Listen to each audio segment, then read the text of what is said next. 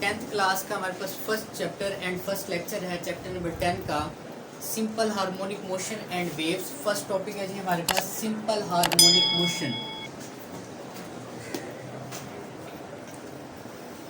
Simple harmonic motion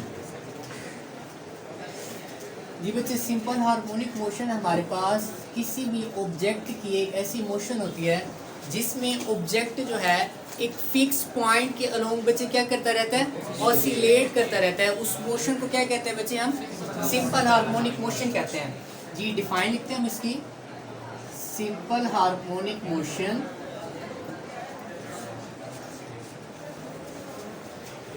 is to and fro oscillatory motion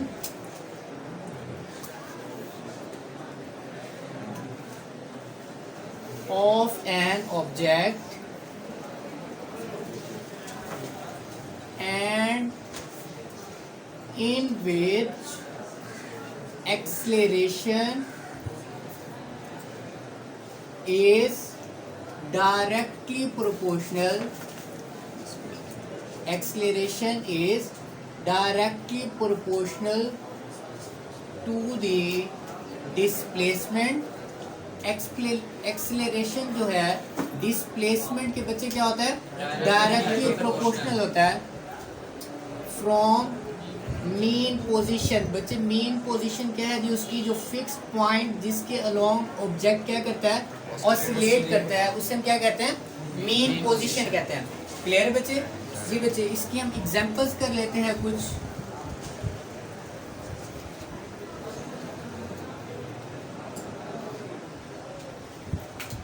हाँ जी, first example है जी हमारे पास motion of horizontal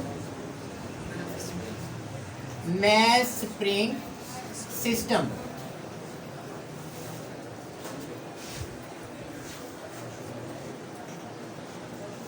second one है जी हमारे पास motion of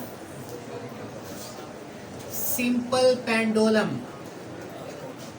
motion of simple pendulum. Third one है जी हमारे पास motion of ball. Motion of ball in a bowl. बच्चे इन तीनों मोशंस को हम, इनकी तीनों एग्जांपल्स को हम वन बाय वन डिटेल में डिस्कस करेंगे। क्लियर है बच्चे। सबसे पहले जी हमारे पास मोशन ऑफ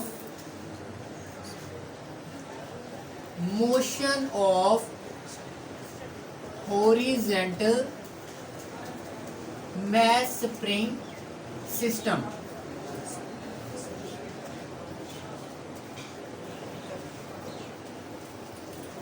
जी बच्चे डिस्कस कर रहे हैं हम motion of horizontal mass spring system. जी बच्चे consider a body of mass m. Mass m का बच्चे एक बॉडी है, is attach to a spring. उससे बच्चे हम क्या करते हैं, एक स्प्रिंग के साथ अटैच करते हैं। When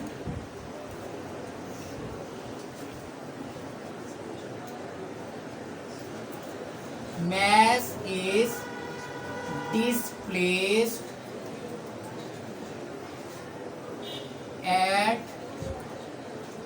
displacement x, जब मैस को x डिस्प्लेसमेंट तक बच्चे हम क्या करते हैं, डिस्प्लेस करते हैं। जी बच्चे पहले हम ड्रा कर लेते हैं। एक हॉरिजॉन्टल सरफेस है जी हमारे पास। जी बच्चे यहाँ पे आपने उसके एक स्प्रिंग का एक पॉइंट जो है बच्चे वो क्या होगा, फिक्स स्पॉट होगा। दूसरे पॉइंट के साथ बच्चे आपने दूसरे एंड पॉइंट के साथ क्या करना है, आपने एक मैस एम क्या कर देना है बच्चे, उसके साथ अटैच कर देना है। क्लियर है बच्चे। उसके बाद हम क्या कर रहे हैं, अब आपने क्या करना है जी, मैस एम को डिस्प्लेसमेंट एक्स पे बच्चे क्या करना है, डिस्प्लेस करना है। जी बच्चे तो सपोज हमने मैस एम को बच्चे डिस्प्लेसमेंट एक्स के ऊपर क्या किया बच्चे, डिस्प्लेस कर दिया है। जी बच्चे सपोज पहले आपका ऑब्जेक्ट जो था इस पोजीशन पर था जिसे हम मीन पोजीशन ओ से डिनोट कर रहे हैं बच्चे, उसे डिस्प्लेस करके हम कहाँ ले गए बच्चे, पोजीशन ओ के ऊपर ले गए। कहाँ बच्चे, पोजीशन ओ के ऊपर ले गए। जी बच्चे, जब आप मास को डिस्प्लेस करके पोजीशन ओ के ऊपर ले जाएंगे तो स्प्रिंग में बच्चे क्या होगी बच्चे, स्ट्रेच की फोर्स प्रोड्यूस हो जाएगी। स्प्रिंग क्या करेगा, उस मास को दोबारा क्या करेगा बच्चे, मीन पोजीशन की तरफ लाने की कोशिश करेगा। क्या बच्चे, स्प्रिंग मास को दोबारा मीन पोजीशन की तरफ लाने की कोशिश करेगा। इट मीन्स दैट कि भी मास, स्प्रिंग जो है मास के ऊपर एक फोर्स लगाएगा। क्या बच्चे, स्प्रिंग जो है मास के ऊपर एक फोर्स लगाएगा जो उसको दोबारा मीन पोजीशन की तरफ लाने की कोशिश करेगा। क्लियर है बच्चे? जी बच्चे, आपने हुक्स लॉ पढ़ा था 9th क्लास में। Hooke's law, according to hooks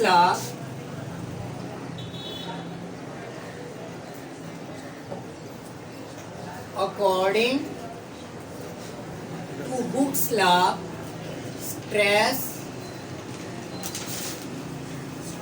produced, stress applied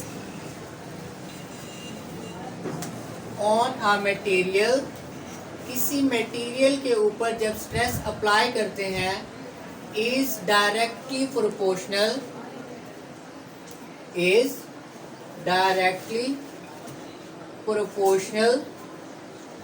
to strain produced। जी, जब किसी मटेरियल के ऊपर बच्चे स्ट्रेस आप अप्लाई करते हैं तो उस मटेरियल के अंदर बच्चे स्ट्रेन प्रोड्यूस हो जाता है। लाइक बच्चे, अगर आपने इसके ऊपर फोर्स लगा के इस मास को डिस्प्लेस किया, क्या बच्चे, मास को डिस्प्लेस किया है, मतलब आपने उसके लेंथ में, स्प्रिंग की लेंथ में क्या लाया बच्चे, चेंज लाया है। मतलब आपने इजाफा कर दिया है, स्प्रिंग की लेंथ में क्या हो गया बच्चे, इंक्रीज हो गया है, जो कि कितना बच्चे हमारे पास x इंक्रीज हुआ है। क्लियर है बच्चे? तो फोर्स जो है, जो स्प्रिंग जो है उस मास को दोबारा मीन पोजीशन की तरफ लाने की कोशिश कर रही है, वो क्या है जी, आपके पास बच्चे स्ट्रेस होगा। क्लियर है बच्चे? तो आपने अकॉर्डिंग टू हुक्स लॉ क्या पढ़ा आपने, stress applied on a material is directly proportional to strain produced in a material. Clear है बच्चे? Produced in a material, then बच्चे according to Hooke's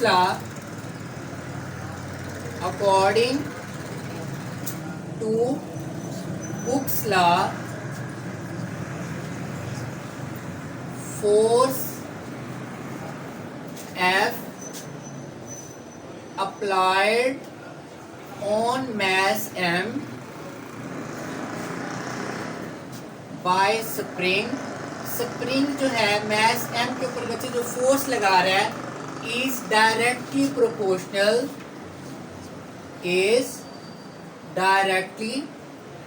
proportional to change in length of spring,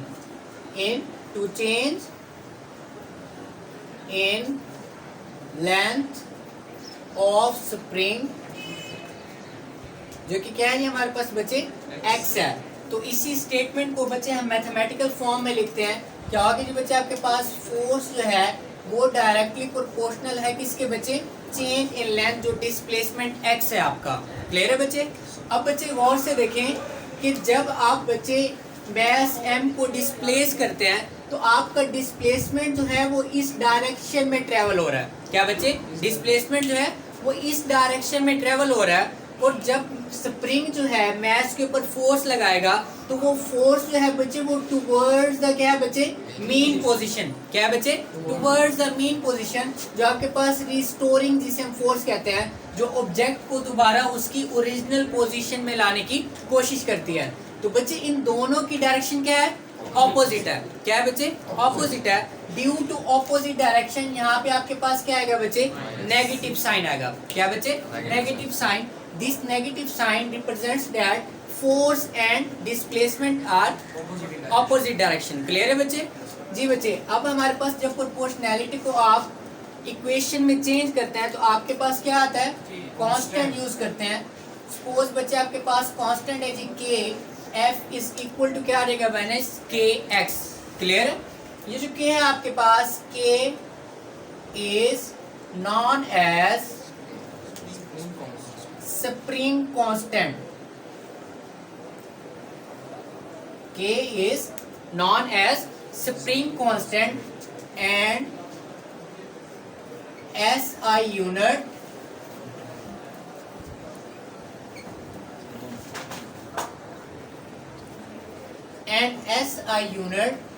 of K is Newton पर meter.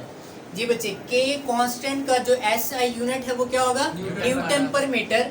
According to this equation, अगर हम यहाँ से K की value find करते हैं, X मल्टीप्लाई हो रहा है, उधर जाके क्या हो जाएगा? डिवाइड। फोर्स का यूनिट क्या है बच्चे? न्यूटन। डिस्प्लेसमेंट का क्या होता है? मीटर। तो आपके पास न्यूटन पर मीटर K कांस्टेंट का क्या आ जाएगा? SI यूनिट आ जाएगा। क्लियर है बच्चे यहाँ तक? जी बच्चे, उसके बाद क्या है हमारे पास? सपोज बच्चे हम इसको नाम दे देते हैं इक्वेशन नंबर 1 का, according to Newton's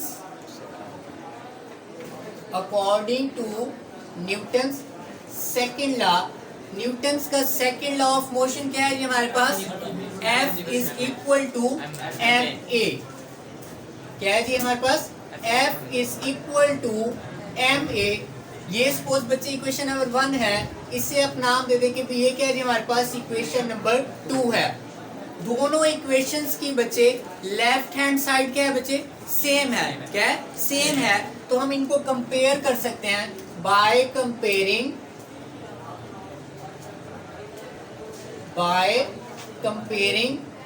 equation 1 and 2।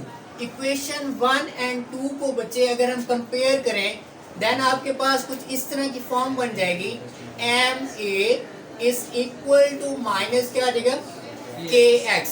ma is equal to minus kx। यहाँ से अगर हम बच्चे एक्सेलरेशन की वैल्यू फाइंड करते हैं, acceleration a is equal to m multiply हो रहा है, दूसरी साइड पे जाके क्या आ जाएगा? Divide. Minus k over m into क्या आ जाएगा? x। k over m into x। अभी हमने पढ़ा कि k क्या है आपके पास? एक कांस्टेंट है। क्या है? एक कांस्टेंट है आपके पास, जिसे हम क्या कहते हैं? Spring constant. Mass is also constant.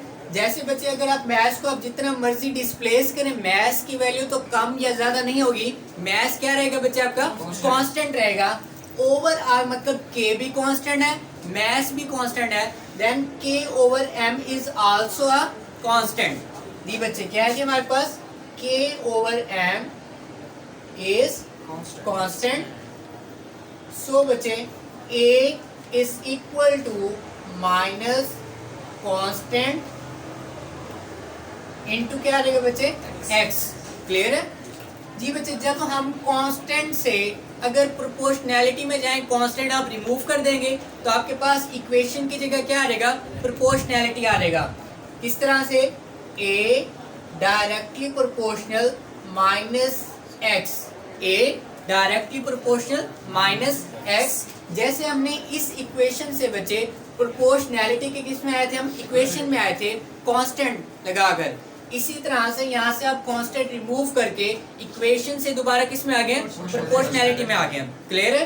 Then बच्चे अभी हमें बात प्रूव हो गई। हमने सिंपल हार्मोनिक मोशन में क्या पढ़ा था कि भी आपके पास एक्सेलरेशन जो है वो डिस्प्लेसमेंट की क्या होता है? Directly proportional. उसी बात को हमने मैथमेटिकली क्या कर लिया? प्रूव कर लिया है। एक्सेलरेशन जो है वो डिस्प्लेसमेंट में क्या होता है बच्चे? Directly proportional. क्लियर है?